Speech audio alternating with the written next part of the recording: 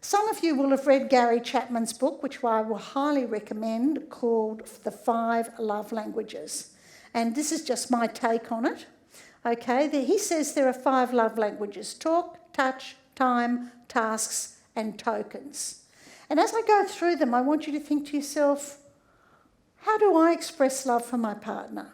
What do I want from my partner? What couldn't I live without, right? And you'll find there's 1 or 2 love languages that are very important to you. Now, when I got married to my husband, all right, I'm definitely a talk person.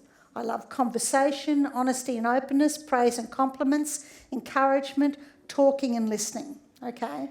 And I wanted my husband to tell me that I was the most beautiful, wonderful, perfect woman that he'd ever met, that he adored me, he'd never loved anybody as much as he loved me, right? He never said any of it, all right? Now, on the other hand, I am a talk person. So I would say to him, and I still do, I'd say to him, darling, you are the most wonderful husband in the world. I am the luckiest woman in the world. You are absolutely perfect. And you know what he says? I know. Because he's not a talk guy. He doesn't need that from me. He doesn't need that stroking, all right? Who likes that stuff? Can you put your hand up if you like that stuff? Yeah, absolutely. I love that, and that's what I want. That's what says love to me. The second thing that says love to me is touch.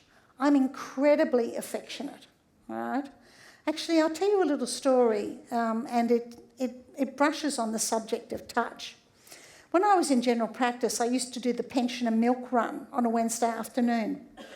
And I would go around and see all the housebound, and usually they were old ladies because old men don't live that long. So I used to go and see all the old ladies, take their blood pressure, give them their scripts, make sure they were still alive, and that was how I spent my Wednesday afternoon. But my favourite was Ethel, all right, and I would just love going to see her.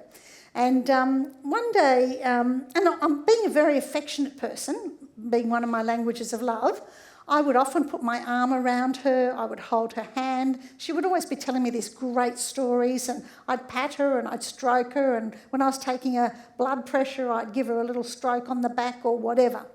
Anyway, one day she said to me, Dr. Rosie, she said, your visits mean so much to me. And I said to her, Ethel, I love coming to see you. I said, I just love your story. She said, no, you don't understand. She said, before you came, she said, nobody ever touched me. She said, I would wait all day for the paper boy to come because sometimes when he gave me my change, the tips of his fingers would touch my hand. She said, I waited all day for that. Now, when I tell that story, I still get goosebumps, right? Because she was a touch person and she had skin hunger, right? And she was missing that and I was supplying it. I was probably doing her more good by giving her a cuddle than I was by all the medications in the world. So I'm an affectionate person by nature. And there's lots of different ways of being affectionate and giving loving touch, nurturing, comforting, being playful, right? Sensual touch, sexual touch. Sex is very important to me as well. Now, so what did I want to do with my husband? I wanted to just grab him all the time. I wanted to be kissing and cuddling all the time. And he's kind of going, just back off, baby, all right? Because this is not a language of love for him. Instead, his language of love is quality time. He just wants to be with me, right? We live together. We work together. He's actually an academic, but he also works part-time as my practice manager. Right, so we're together 24 hours a day, 7 days a week, and that's the way that he likes it. The thing that he likes most to do is if we have a break between patients, he says, come and have a cup of coffee with me, right, because we pop over the road and have a cup of coffee. Undivided attention, recreational intimacy, just doing stuff together. The activity is incidental, but the focus is critical, that you're focused on the other person. Do something your partner enjoys, all right? Now, for some of you, quality time, spending time with your partner will be an important language of love. His other language of love were acts of service, what I call tasks, right? He will do anything for me. He will pick me up, he will drop me off, he will drive me anywhere, he'll take the dry cleaning. He actually does all the cooking, he does all the cleaning, he does all the ironing, all right? I told you he was perfect, didn't I? All right? He expresses love by doing things for me, all right? Practical support and thoughtfulness.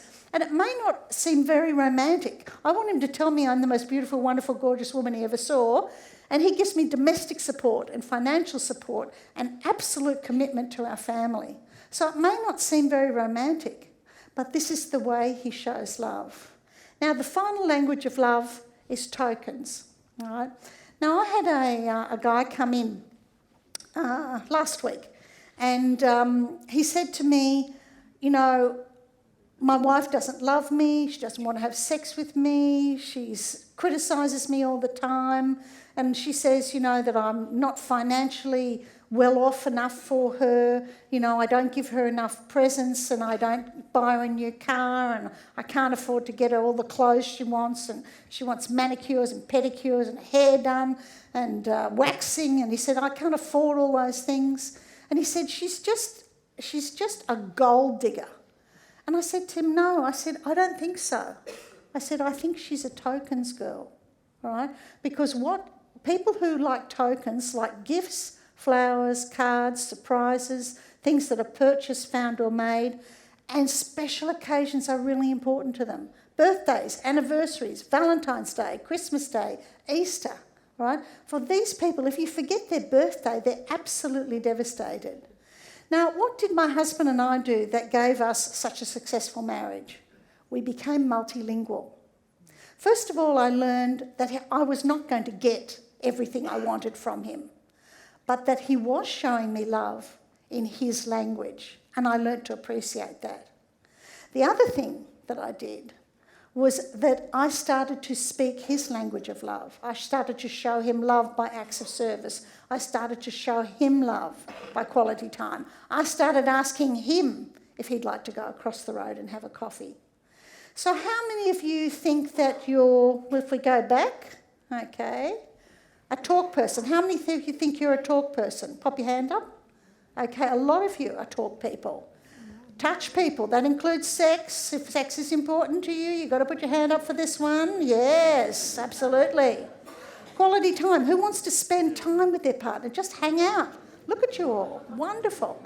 Okay, who likes... All right, a lot of women do this, all right? They say, but I love him, you know, I keep the house beautifully, all right? I don't want to have sex with him, but, you know, all the meals are on the table and the children are dressed and fed and everything is done for him. He doesn't have to lift a finger, right? Who's acts of service? Yeah. Okay, great. And finally, any of you tokens? Any of you birthdays, anniversaries, gifts? Yeah? Some of you... See, some of the guys... This is always really interesting to me. Thank you, guys, who put your hands up, because men are much less likely to do that. But the thing that I notice is that there's a spread of these languages of love across the room.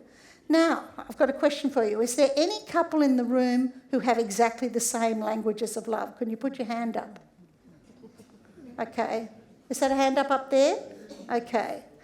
Now, I only ever had that happen to me once before, all right? And there was a little old couple who was sitting right down the front. It was in Dubbo, all right? And they put their hand up and said they had exactly the same language of love. And I looked at them and they looked exactly the same. I couldn't tell which one was the man and which one was the woman. Now, you two, on the other hand, all right, I can see that you are different. Now, out of a whole room of people, they are the only two who have exactly the same languages of love, all right? So it is normal to have different languages of love. So how do you know what your language of love is? What do you ask your partner for? What do you miss most? What makes you feel loved and cared for? What couldn't you live without? Or how do you show love for your partner? All right? Now, think about this, all right? And I really suggest that you read the 5 love languages.